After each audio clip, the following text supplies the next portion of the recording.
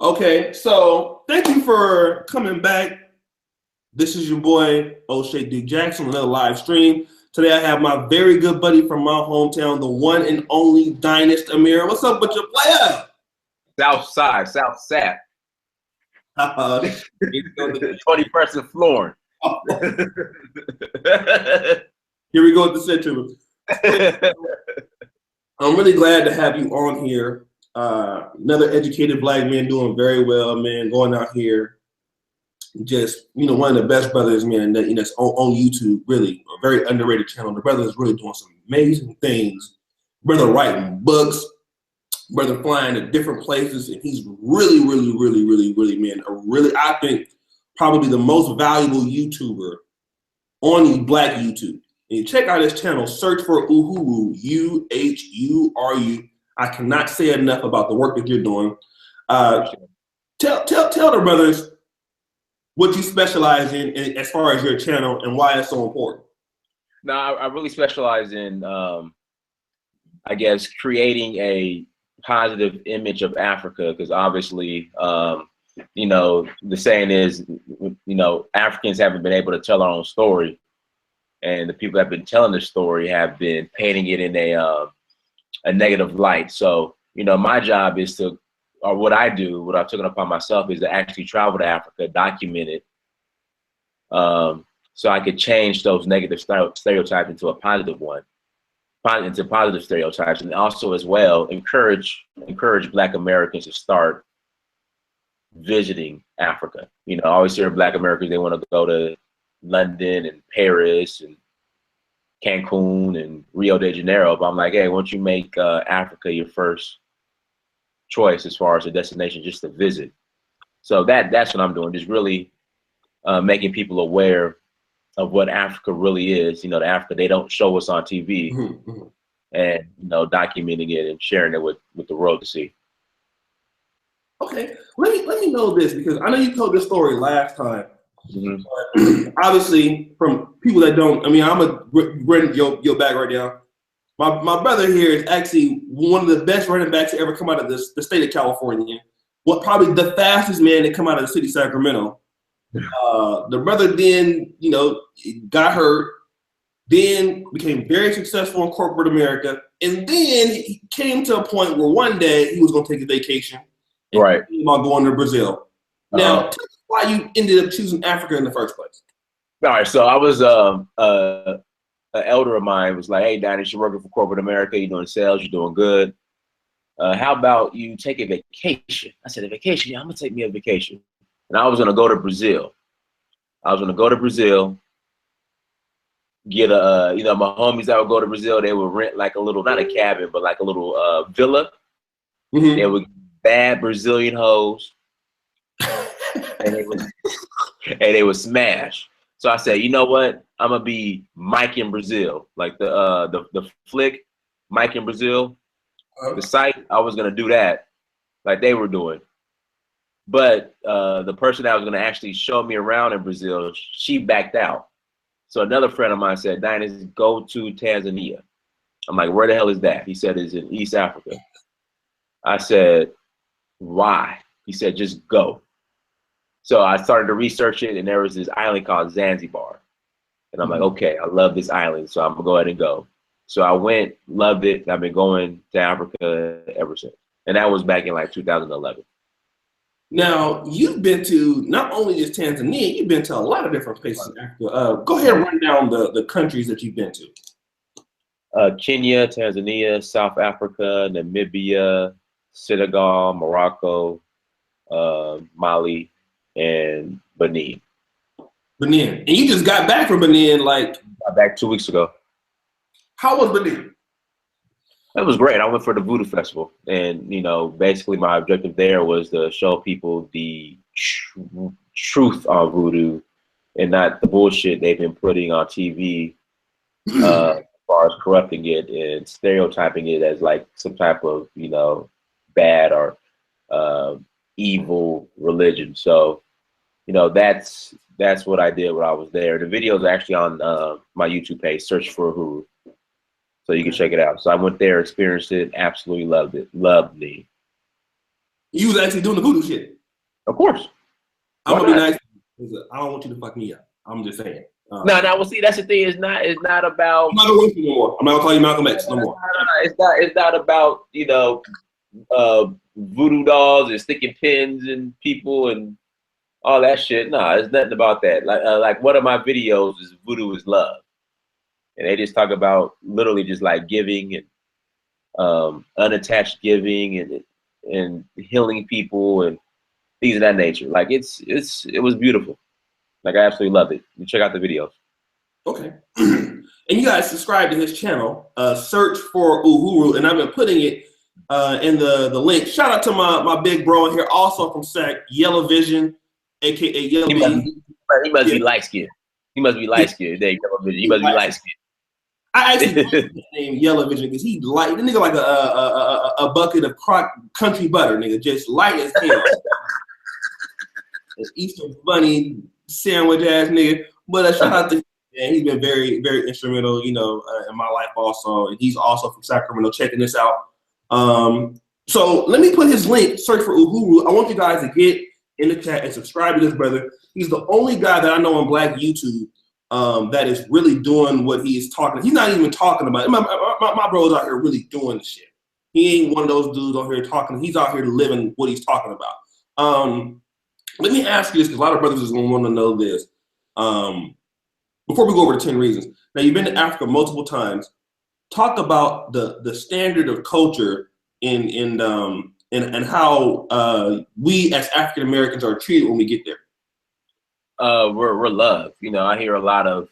I guess sometimes Black Americans, African Americans, they sometimes have somewhat confrontations with Africans here in Africa sometimes that have just came over.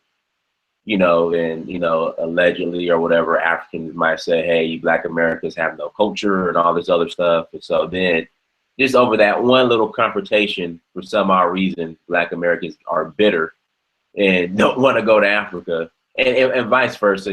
Black American might call an African booty scratcher or something stupid. And then for some odd reason, Africans over here, despise Black Americans. But when you actually go to the continent, it's totally different. I mean, it's nothing but love. I mean, literally, I remember first going to Tanzania. Right when I walk off the plane, I get my bags, I go through customs and visa check or whatever. Mm-hmm. And I get outside and they're looking at me because they don't see when you go over there, they don't know where you're from because you look just like them. Mm-hmm. So the first thing they do, they speak the language, and obviously you don't understand it. And so I start speaking English, and they said basically to me, "Welcome home, brother." That's what they told me first time when I went to Tanzania. So I haven't had any major issues, So I enjoy it. I love it. So those been great as far as the culture. They accept you, take care of you, treat you like family. And they love to see us. Like they love to see wherever I go, they love to see Black Americans. Okay. What about now I know a lot of brothers is always talking about I'm gonna go to Brazil and check me out a woman, I'm gonna go over to Puerto Rico, I'm gonna go to Dominican Republic, I'm gonna go to Ukraine. I mean what tell us what are the women like in Africa? What do they look like? I mean, as far as what the hype is about. What did you see as far as the women and how they treat you, or how they act in Africa when you go over there? They treat you like God. I mean, they submissive. African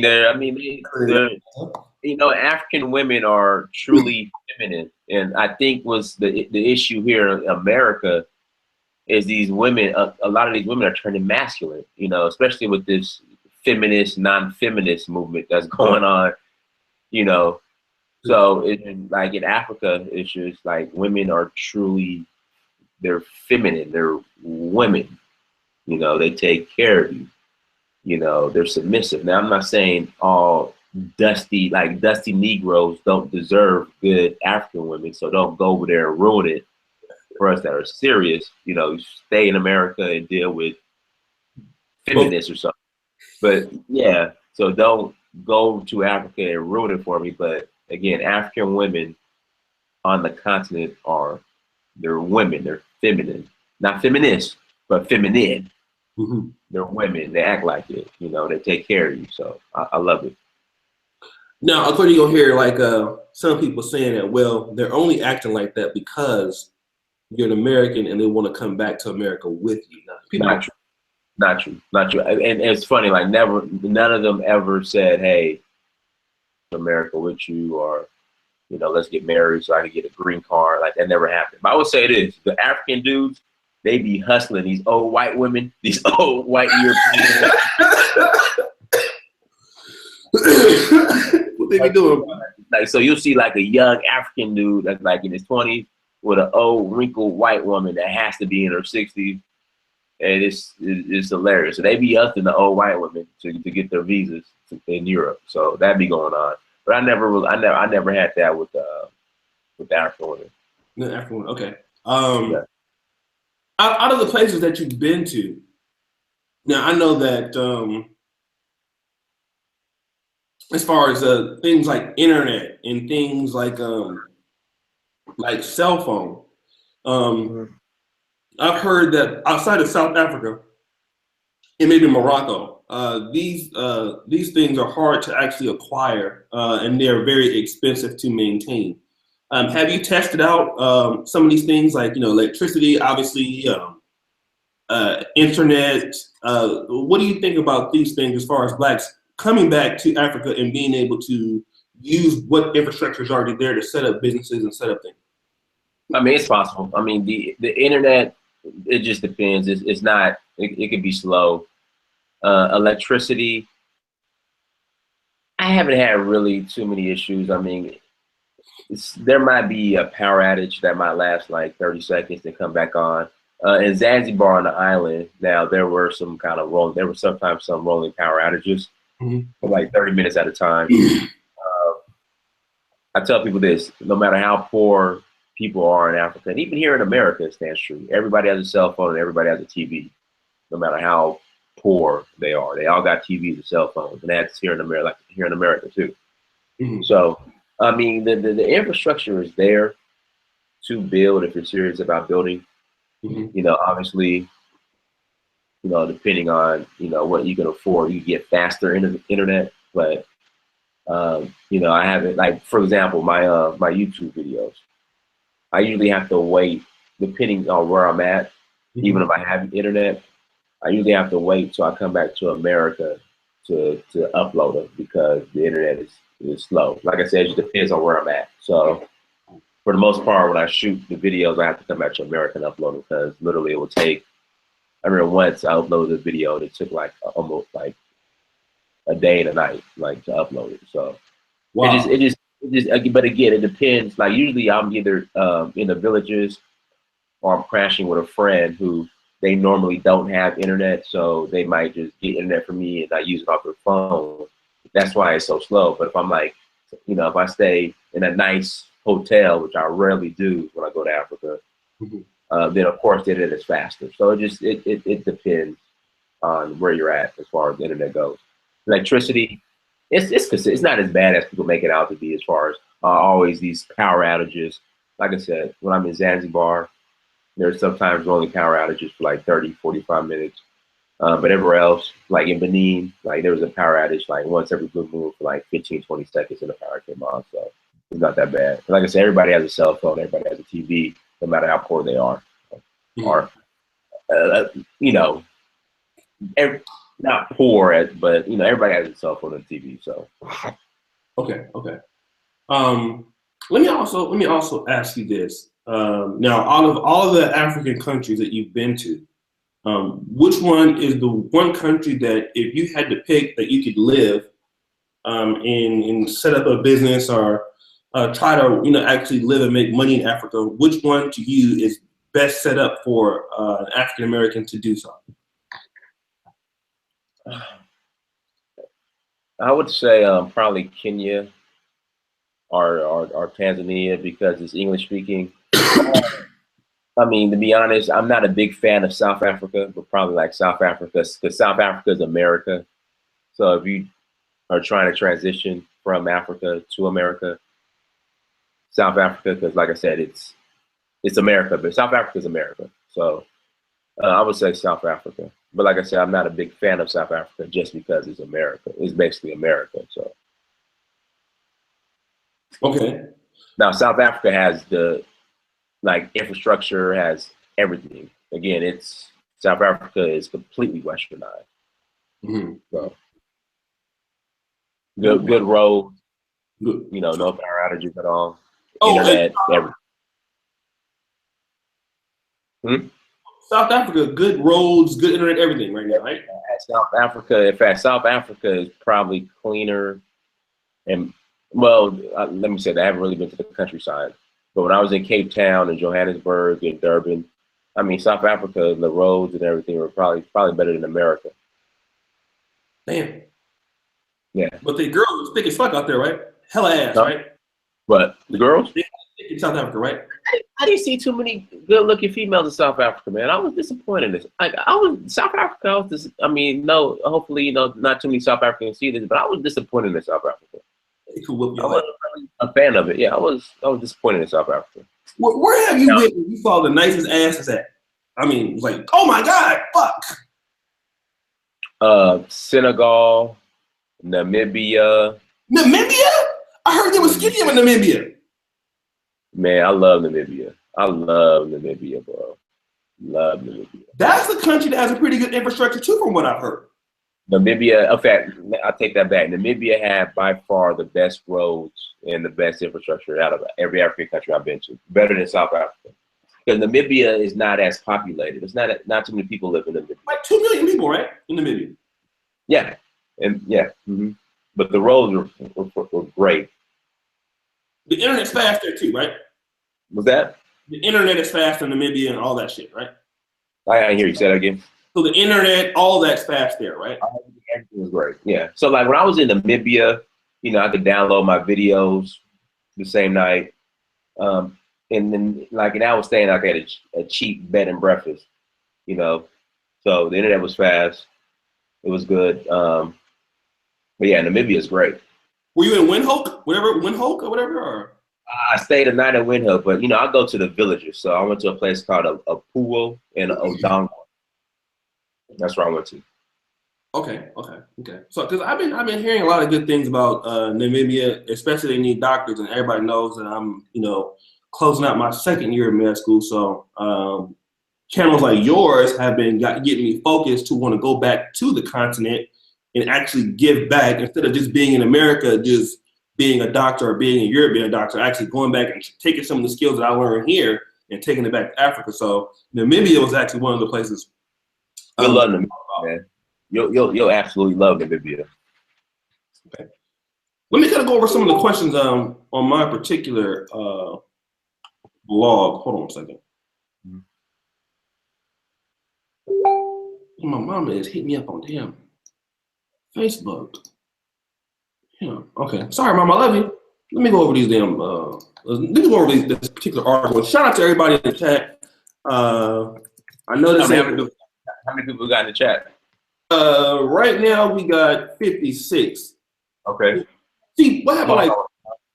Usually, if you do something like I did a Q of World Star died this today. Yeah. It was yeah. Man, excuse my language, man. I want to be nice about it. I wish World Star would die too. World Star, it's just. World Star is the most painful, dysfunctional shit. I can't even watch World Star.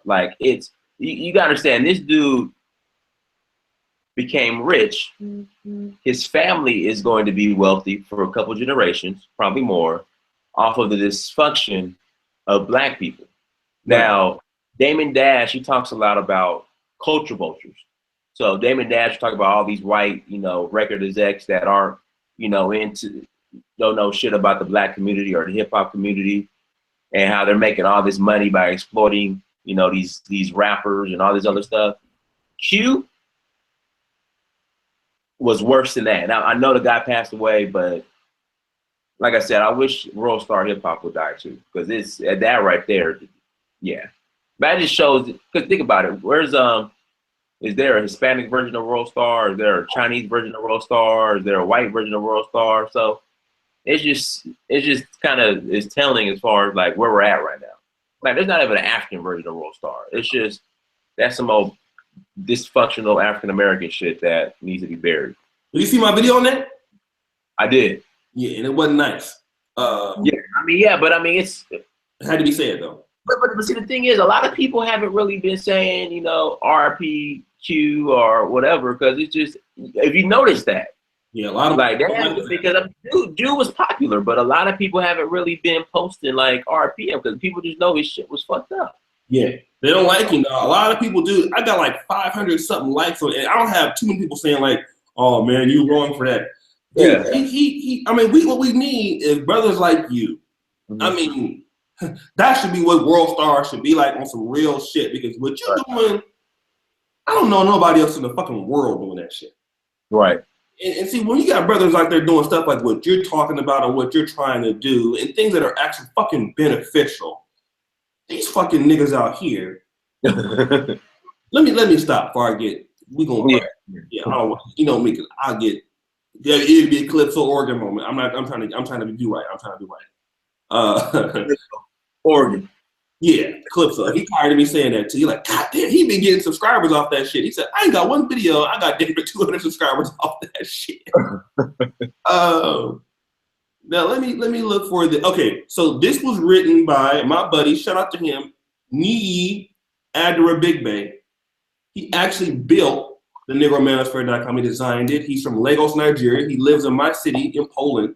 I found that he was hooked up, and he wrote an article about 10 reasons why Black Americans should visit Africa. Mm-hmm. Now, he's never been to America, but he's been all over Europe. And so, okay.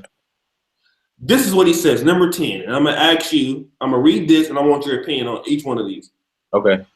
Black Americans still do not know what's going on in Africa. And then he says, what do you call a black man in America who says, I am not African? A fool. This is according to a recent Facebook post of Renuko Rashidi. I don't know if you've ever heard of him. I'm very familiar with him. Yeah, an African historian. He was actually here in Warsaw, and Nii knows him personally. He was here maybe like last year. He actually lives in California, I think. In LA. In LA, okay. Those who say stuff like this, as far as I'm concerned, need more information about self, and considering a trip to Africa would transform them entirely. What do you think about this? He's telling the truth. I mean, it's just, I think the problem that what Black people are struggling with is believing everything they see on TV and not doing the research on it, or not taking the time out to research it. So, you know, you gotta understand, O'Shea. I still have college-educated Black men asking me if when I go to Africa, are there like lions and tigers running around the streets? Like, no lie. So, you know, it. Are you serious, bro? I'm dead fucking serious. Like you gotta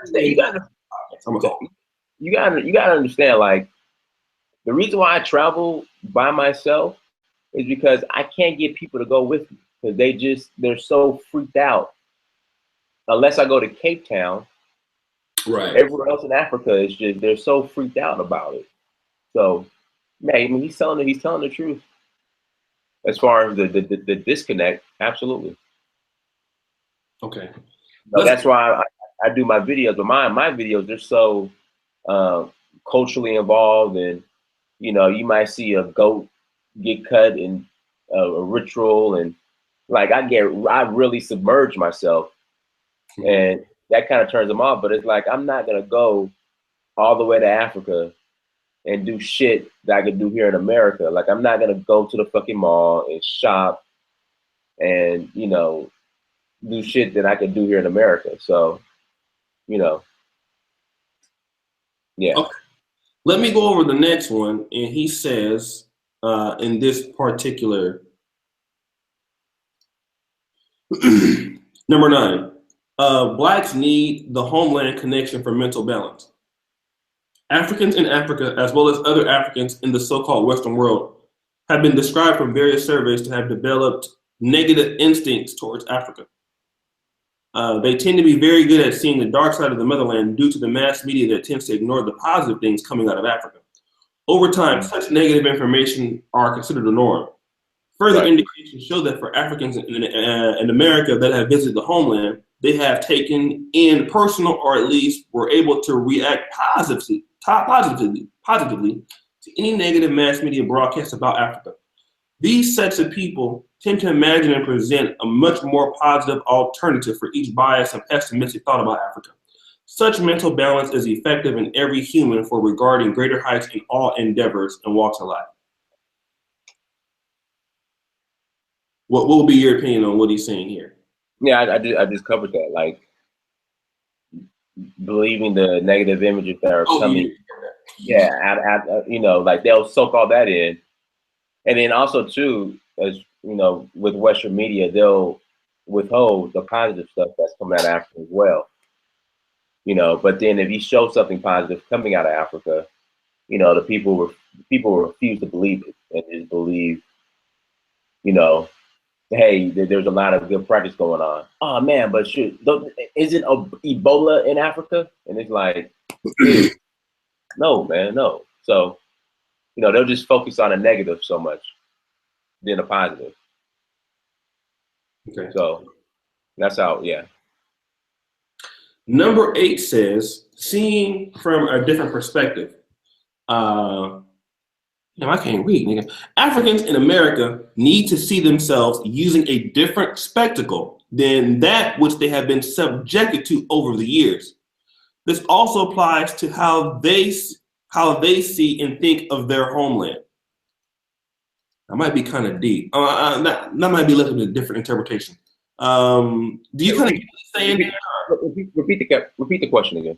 He says, Africans in America need to see themselves using a different spectacle than that which they have been subjected to over the years. I think what he's saying here is instead of see themselves how you would see other blacks versus how whites see you, maybe.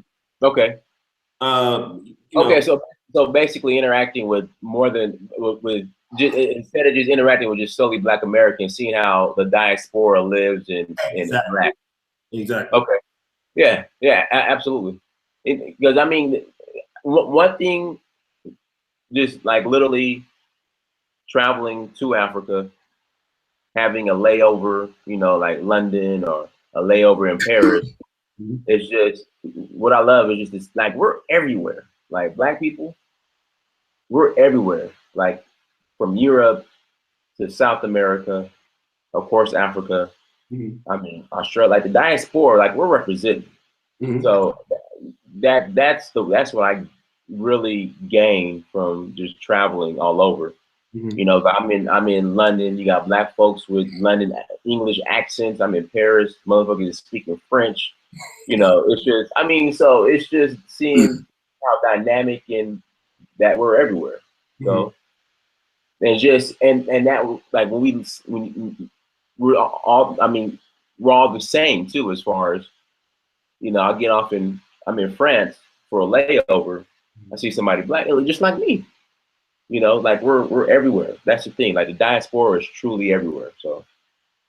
Okay, and I was thinking like that France probably connected to Benin. Is that what it was?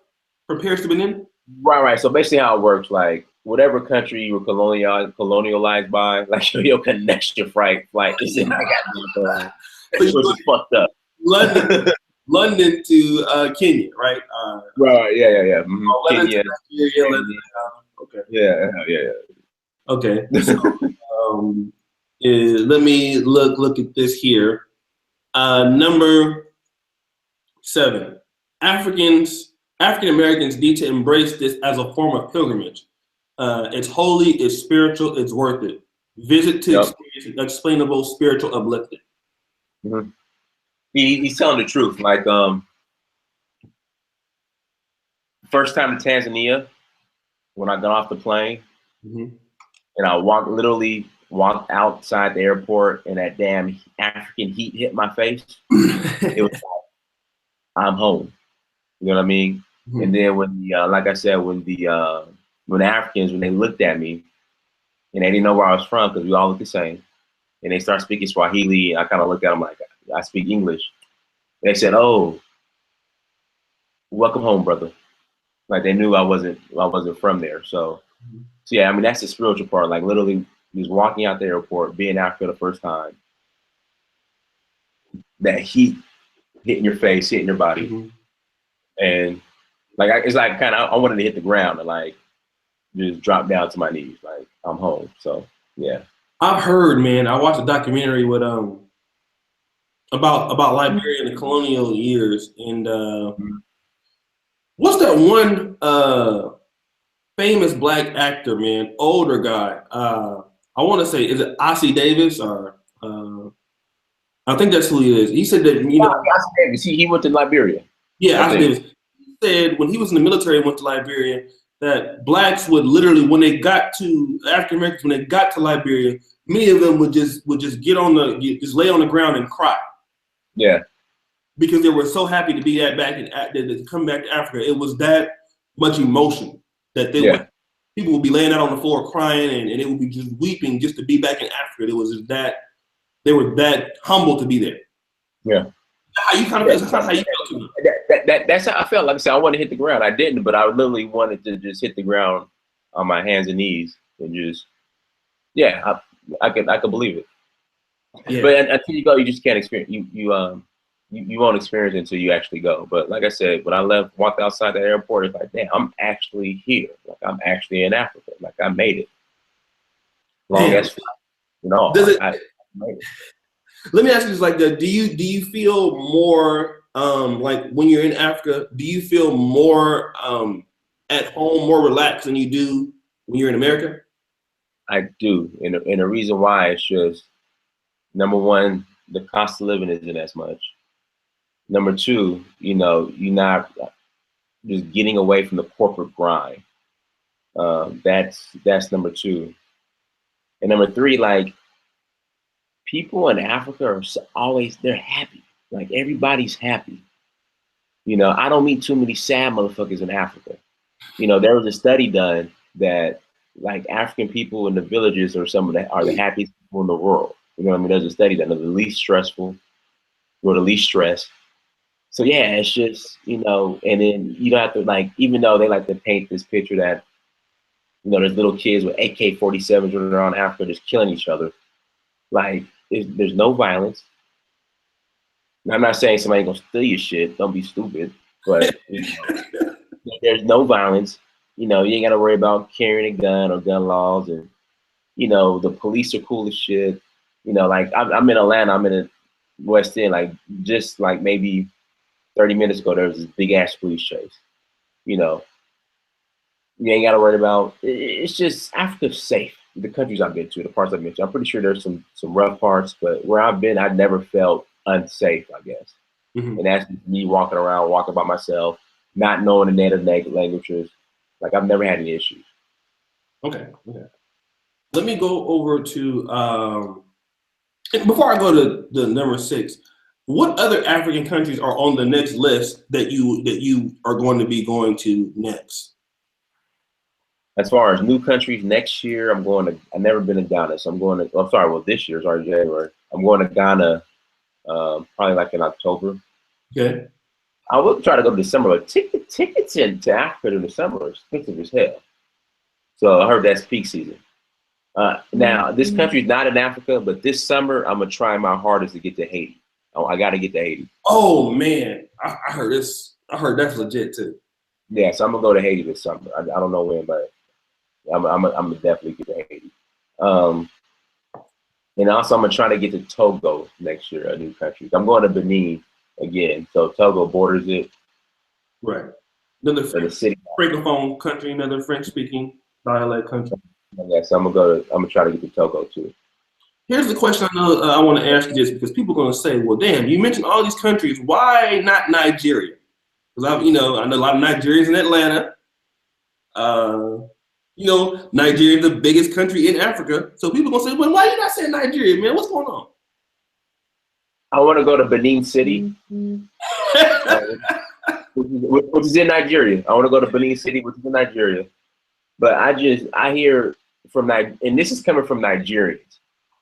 Like, they just tell me Lagos is just, stay away from Lagos. Like, I don't really hear too many consistent good reviews on Lagos. So I have no desire of going to Lagos. Now I will go to Nigeria, but I'm gonna go to Benin City. Benin City, okay.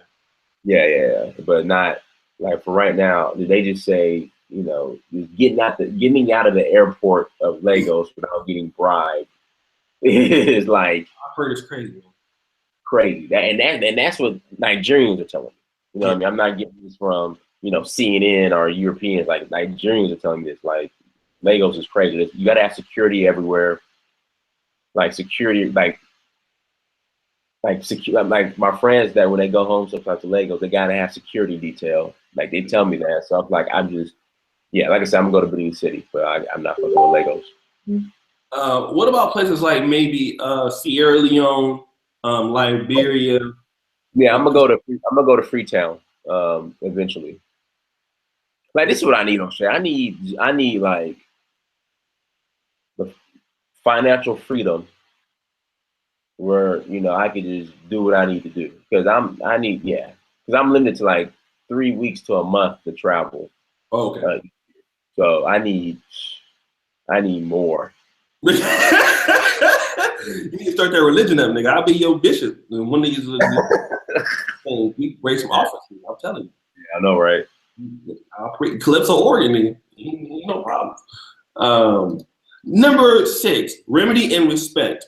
Although Africa never seems to be a possible destination to be mentioned if a black man in America is asked about their overseas holiday plan, just a slight consideration to visit Africa has been perceived as a counteragent to the inferiority complex. Those that are well respected in their communities. Those who visit Africa are well respected in their communities. Okay, so you're saying black Americans that go visit Africa are well respected in their communities? Is that what you're saying? Well, I think what he's trying to say, although Africa never seems a possible destination to be mentioned if a black man in America is asked about their overseas holiday plan. This slight to consideration to visit Africa has been perceived as a counter agent to the inferiority complex. Now, I think what he's saying is this: black people who actually go to Africa and come back and talk about it are more well respected. I mean, I think this is actually true to me. It's true. You don't understand how many people like, oh man, you went to Africa? You went to Africa? Oh, tell me more.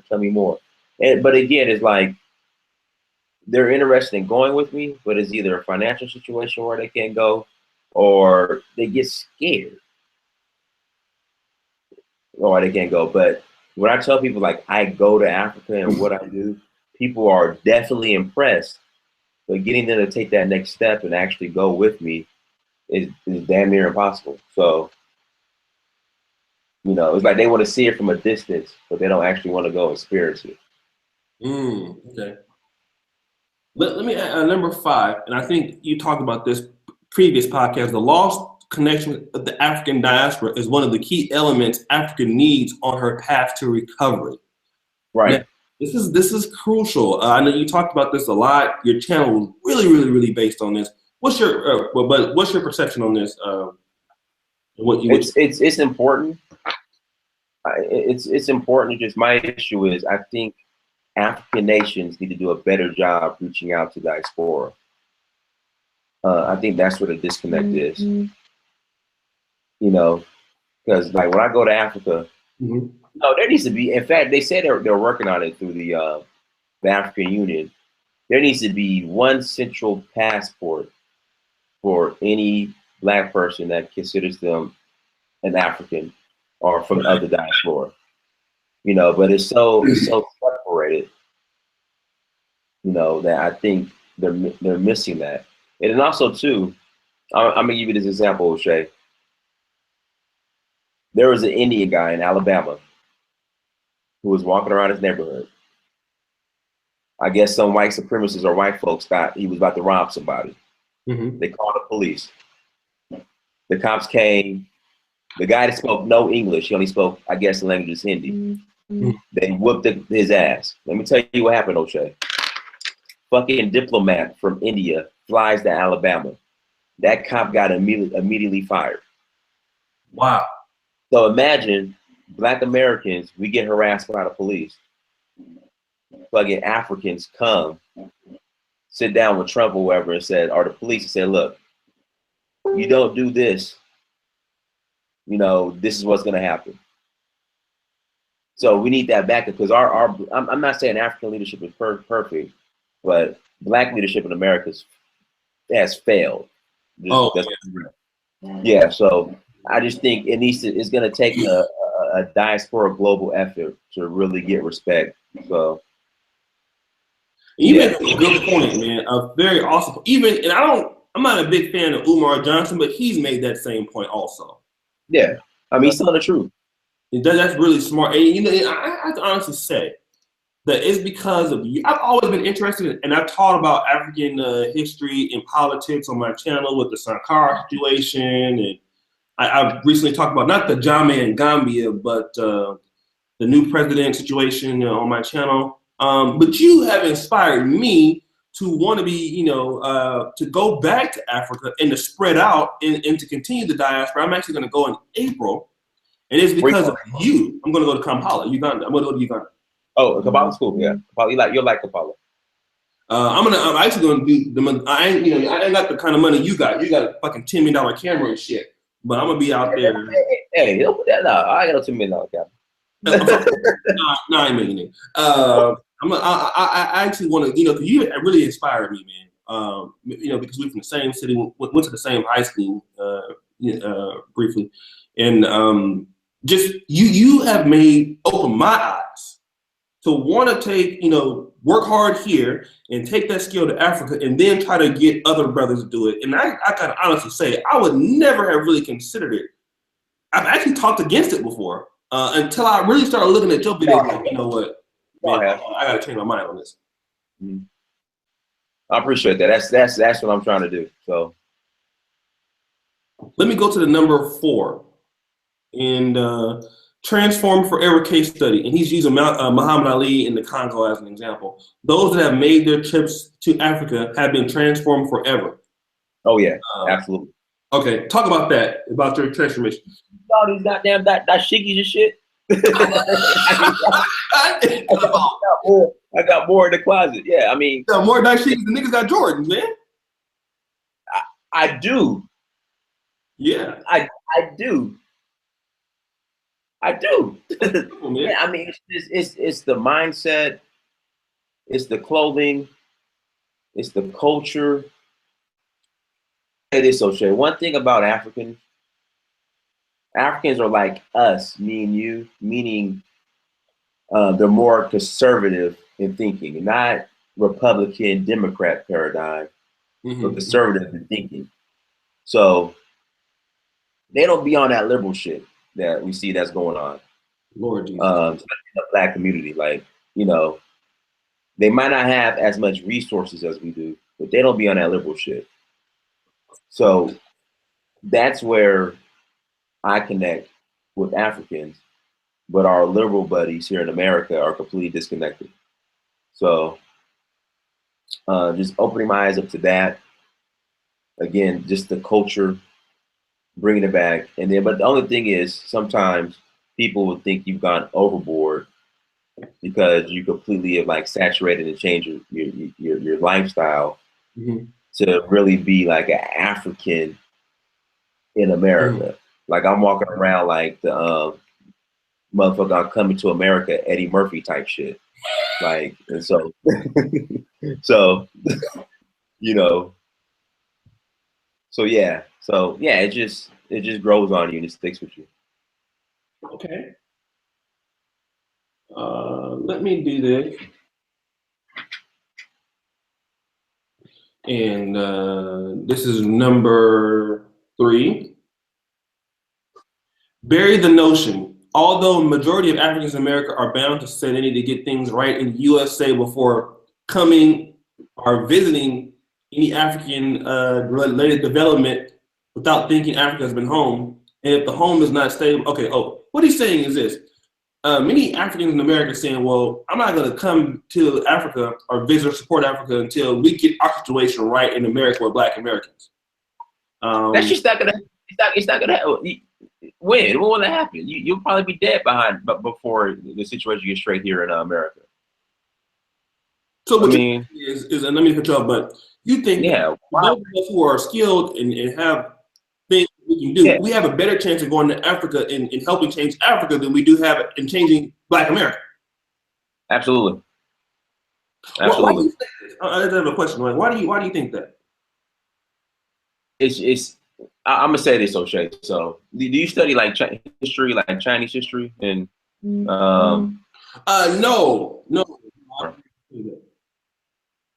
Okay, so in China, when Mao, I think his name was Mao, came in. Oh, Mao Zedong. Yeah, I know that kind of communist kind of history a little bit. Yeah. So they had a cultural revolution. So basically, and before that, there's a movie called Bodyguards and Assassins. So at the end of colonialism in Hong Kong, you had the people that were like, okay, the colonialists are gone. Let's get back to being Chinese. And then you had the people that are like, you know what? I kind of enjoy this colonialism stuff. I want to be European. So they fought. The people that want to be European won. Then Mao came in and straightened all that shit out and implemented the Cultural Revolution. So pretty much he thinned the herd.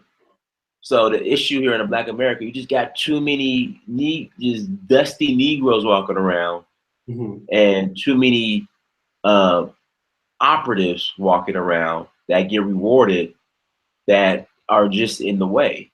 I think as far as Black Americans, because you probably experienced this in Europe, like outside of America, people love Black Americans. Like I get much love everywhere I go. That's true.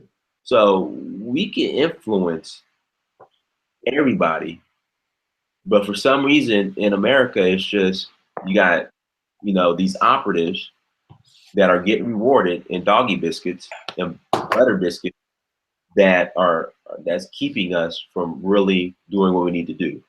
Like I told you, I'm sitting here arguing with men about why are you going to this women versus women who voted for Trump march? Like, why are you there? Why are you going there and involved in yelling and screaming and all this other stuff? Then you got these feminists, Black feminists, who are mad at white women for being loyal to white men, but then want to tell you that the solution was to vote for Hillary Clinton, who's loyal to white men. So, I mean, that's the shit we got to deal with.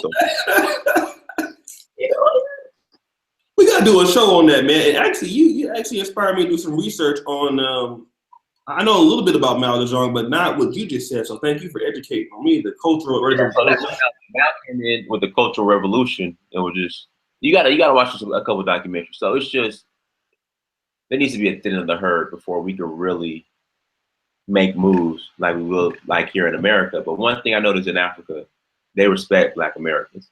Don't let any Africans here in America or Black Americans that had a bad experience with African here in America tell you any differently. When you go over there, you get respect and love. So and they want you to come back and help build.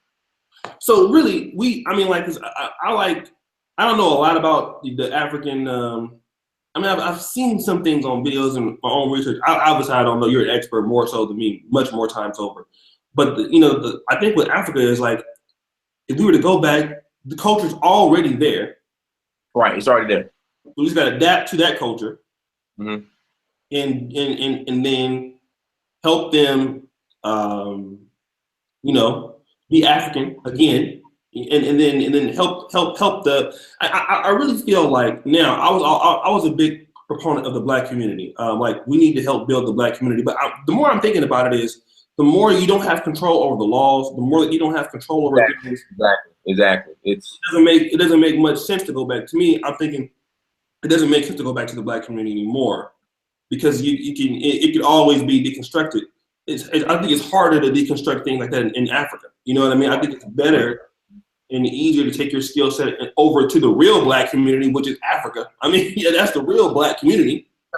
Like Umar said, either you build Africa or you build your grave. I mean, and I see why, because you can't build a strong foundation as far as what we're talking about here in America. It's just it's not possible. Yeah. It's not possible. And my outlook has changed on that a lot in the last, your videos, some of the things I've been thinking about.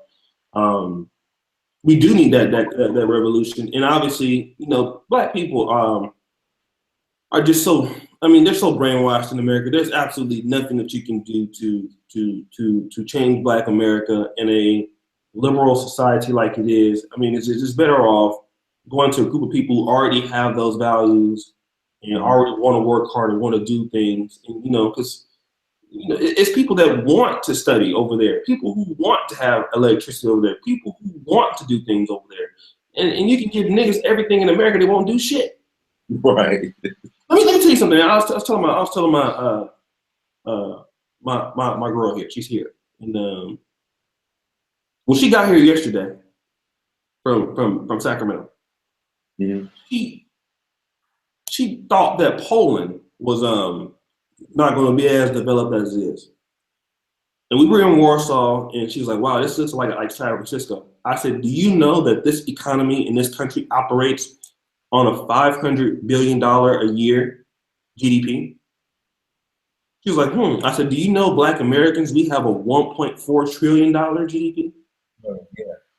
And $1.4 trillion in GDP would be the equivalent. Like the eighth largest in the world, something like that. Right, and we would have more money than all countries in West Africa combined, including Nigeria. Mm-hmm. And we don't have no development, none. Nothing. I live in a high rise here. I ain't balling like you. The project, the working out part. Yes, it is. Yeah, food stamps more over here. And there's development everywhere, just off of five. And this is a country of 40 million people. Now, if you think about it, we have 40 million African Americans, $1.4 trillion, and you have schools being built. There's free healthcare here, free medical school. I know that we're not a complete nation, but if we were a nation within a nation like this, we would be able to do. Just off of 500, just even off of a tenth of that, we would be able to develop. Even a country like Liberia, for example. Mm-hmm. Which operates at a GDP of close to $5 or $6 billion a year. Mm-hmm. What would Liberia look like if African Americans could dump $25 billion into Liberia? What would that look like? What would the educational infrastructure look like? What would the roads look like? What would the power look like? Right. Right now, the electricity in Liberia is 50 cents per kilowatt per hour, which is even twice the amount that PG&E is in San Francisco, California. This is the opportunity that we fucking have, and we're not taking advantage of it. Right. You have $1.4 trillion. Mm-hmm. Don't get me started. Clips on.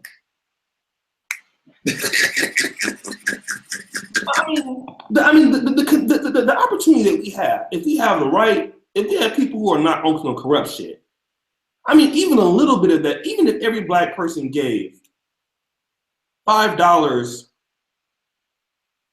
If every Black person gave $25 a year on a Develop Africa fund, just think, man, that would be almost $1 billion that you can do development, man. Now you're talking about high-speed internet. Now you're talking about infrastructure, because when you have that, then you talk about things you can do and build. You can get more businesses to come in because you got more development, you got more connecting roads. That's the opportunity that we have if everybody gave just 50 cents a week in the Black community. Right. I digress. Let me not. These niggas get on my nerves. Study the something that you on the lines that you're going, the Muhammad Economic Plan, Nation of Islam. Oh, that was the concept. Let me get that. I can buy that, right? No, it's free online. In fact, look up the videos. The Muhammad Economic Plan. But pretty much by Elijah Muhammad. Yeah. Okay. Exactly. Okay. Let me do also number 2, diversity like no other place. African Americans have always visited Africa, have been overwhelmed by the natural and human diversity across the continent. Some can even breathe better just stepping on the home soil of Africa. What do you think about this? As far as natural diversity as like wildlife and diversity in culture, languages, all of that. Yeah. you could be in, like for example, well, here we go, in Africa, you have your tribal language, you have your language of the colonializer, and then everybody in Africa speaks like 3 to 4 languages, which is impressive. In America, we just English. You know what I mean? And then there's a correlation between the number of languages you speak and like your IQ. Motherfuckers in Africa are smart as shit. It's just they don't have the sometimes the resources and the infrastructure to really capitalize on that, or to expand that. But I mean, as far as diversity, I mean, of course, in the environment and the amount of language that people speak, I mean, that's primarily where you're going to get the diversity from. So,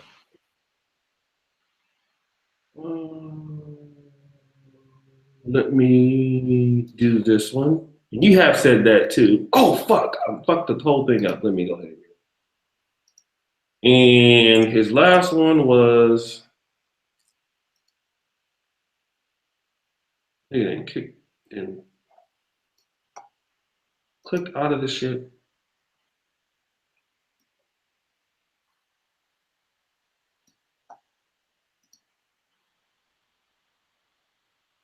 Oh, okay, let me go back here to the first one.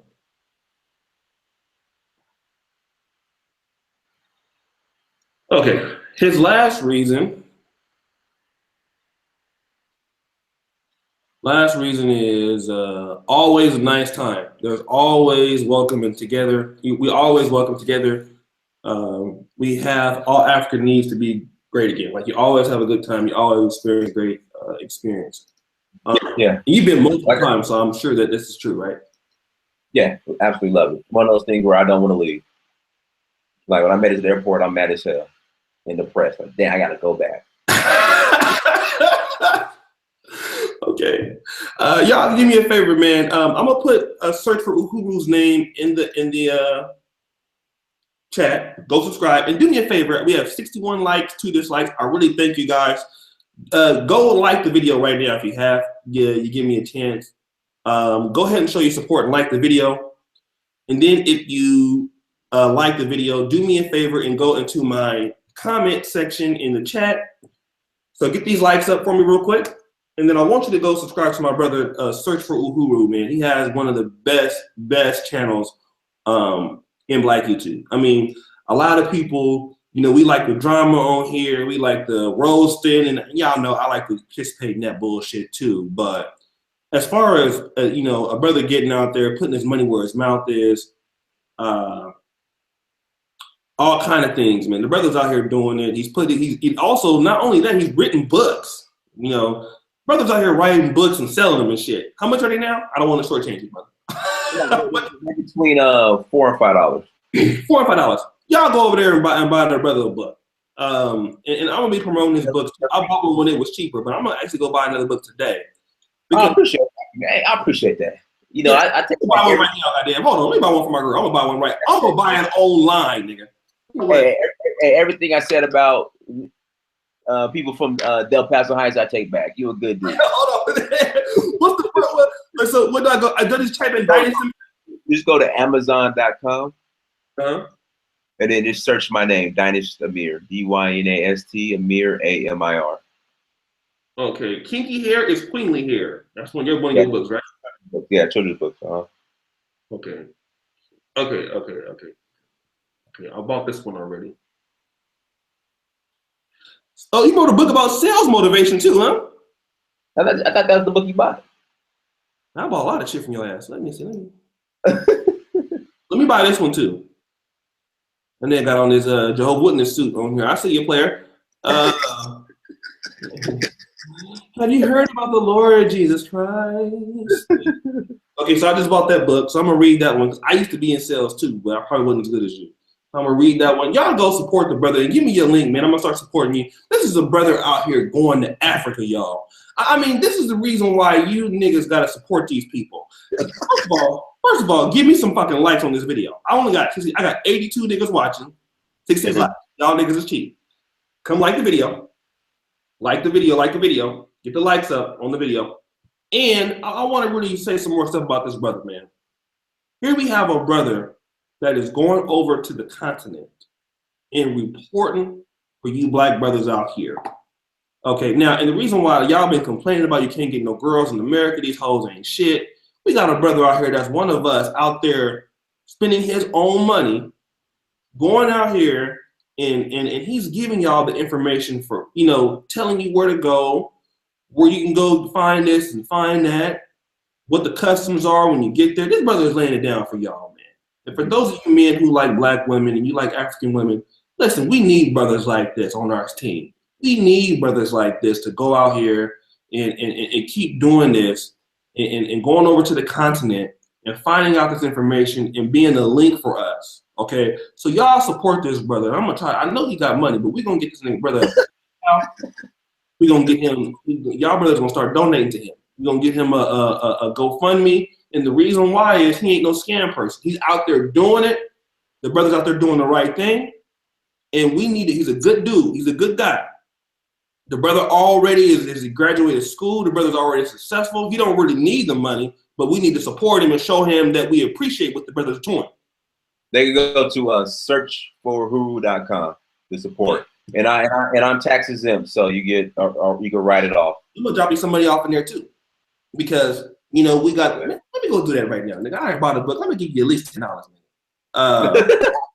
It's Search for Uhuru. It's search.com. Uhuru. And y'all brothers need to get, you know, go over there. Y'all niggas be over here giving niggas money. Who not doing nothing. Goddamn, not doing a motherfucking thing. And this brother's over here going to Africa. My brother's over here writing books. This is the type of dude we need to be showing some love to, man. You know, and like I said, it ain't the fact that the brother needs the money, but it's the fact that we have a brother that's already put this money out there himself to do the right thing. And we ought to get behind that. So I'm gonna send him some money right now. He don't need it because the nigga got 85 dashikis in the bag. Now, he don't need it, but we gonna respect the game. We got brothers out here that's doing things for us as black men out there.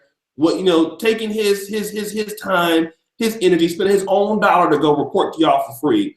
And we need more brothers out there as a link. So y'all brothers support him, buy his book, subscribe to his channel. Let me get on here and I'm gonna put it in the link. Y'all hit the subscribe button now. And I'm gonna try to have the brother on again this week. Shout out to the Prophet Thought series in the chat room. Shout out to him. Thank you, Harlem World King, man. I appreciate you. And the brother's doing a great job, man. The brother is doing an awesome job. And I cannot say enough about this man. I mean, we had a little bit of a roast session before the thing started.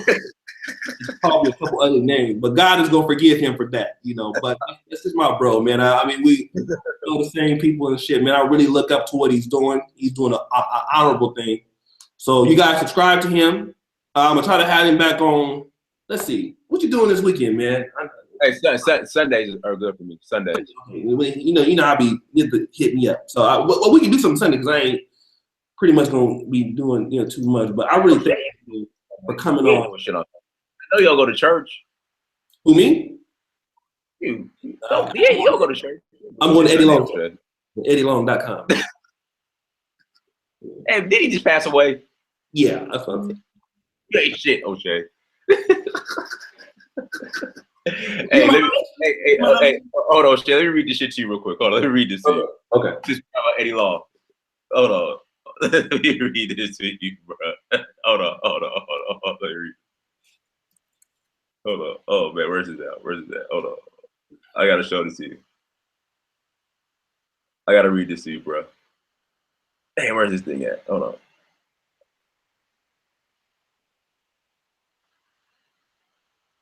I'm gonna pull it up.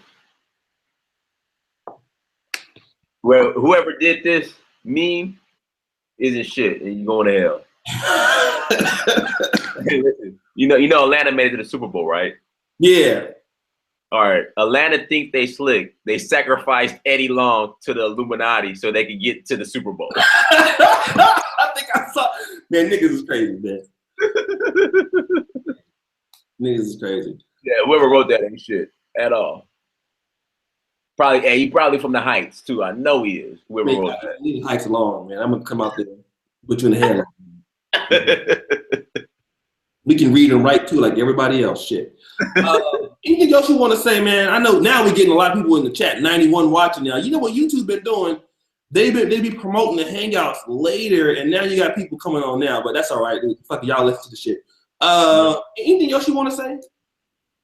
Nah, just Mel Shay. Thank you for the support. I really appreciate it. Follow me on YouTube. Search for Uhuru. And also on social media, Facebook, Instagram, Snapchat, Twitter, Search for Uhuru, Dynasty Samir on Amazon. And again, just thank you for the support. Live, love Africa. Go experience it. That's where you're from. You know, stop trying to fight it. I mean, at the end of the day, you are African. Embrace it. Support the brother O'Shea, Duke Jackson, Calypso, Oregon. Support that shit. And O'Shea, I appreciate you. I appreciate you creating a platform where you could invite brothers on like myself and Ron Wills and Angry Man, and you know, where we could really chop it up and be productive. Right. Ideas around, and also share content to the people. You know, because that's what's lacking. You know, there's a lot of, you know, our voices isn't heard, even though we might not agree on everything. Right. You know, it's nice to see brothers come together and have a platform and chop it up, you know. So, yeah. Right. And I thank you, man, also, because, you know, you have a busy schedule and stuff, but you're welcome on here anytime, man. Did you get my donation? No, let me check. Okay, I'm going to send some more money, nigga, if you got it. I just want to get a test run. Hold on, let's see here.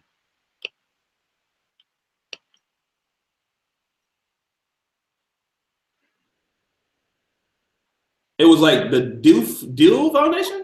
Yeah. That's the name of the foundation. My foundation. Hold on. It's an interesting name, nigga. It means reap what you sow. Oh, okay. So shit. Well, I want niggas to give money to me, so I give money to them. Hold on one second. But like I said, man, y'all support the brother, man. The brother is doing an awesome job, man. The brother is really stepping out on faith and going out, giving information. A lot of brothers can't travel. A lot of brothers don't have the ability to travel. A lot of brothers don't have, you know, can't take the time off for whatever reason, but want to go.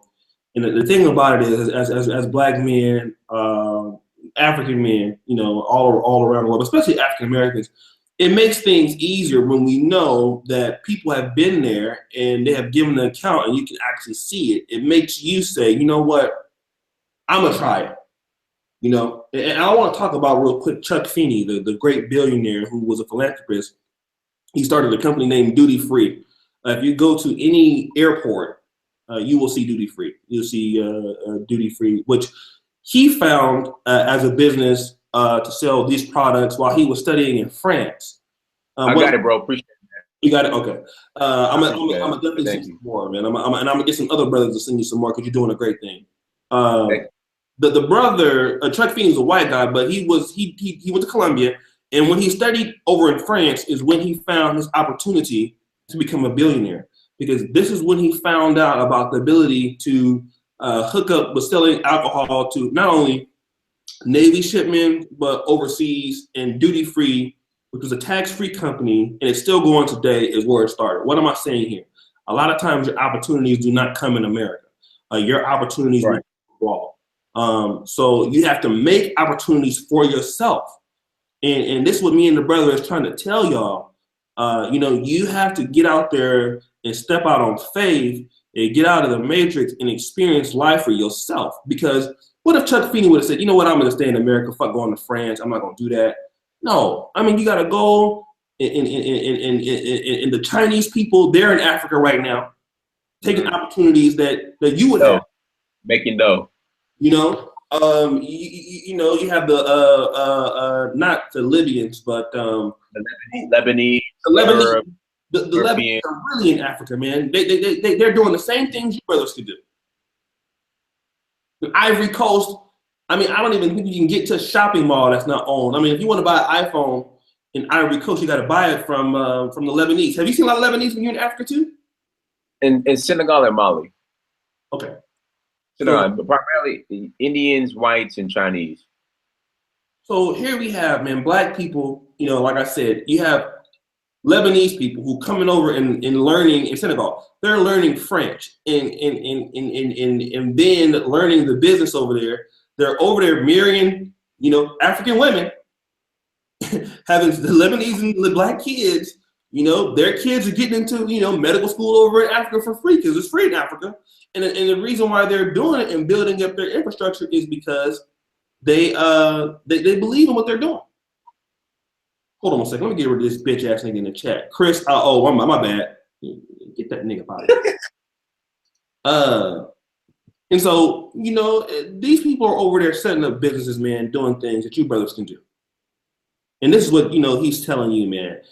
Stop, you know, understand the opportunity is not always in a westernized place. You know, take your skill set somewhere and visit and do what you have to do. Anything else you want to say, man?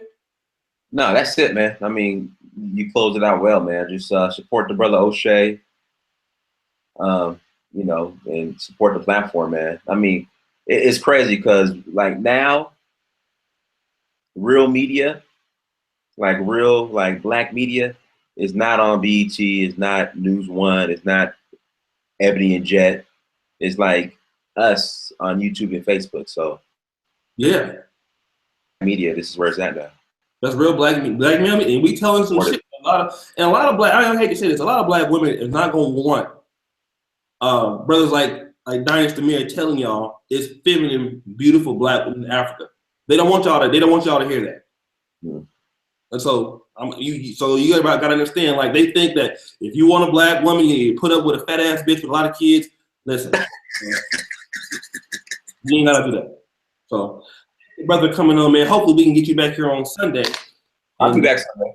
Okay, we'll come back and we talk about something a little different. We'll talk about Okay, all right, man. So I'm gonna holler at you. Thanks for coming on, man. As usual. I appreciate you, O'Shea. Thank you, man. Okay, peace out, man.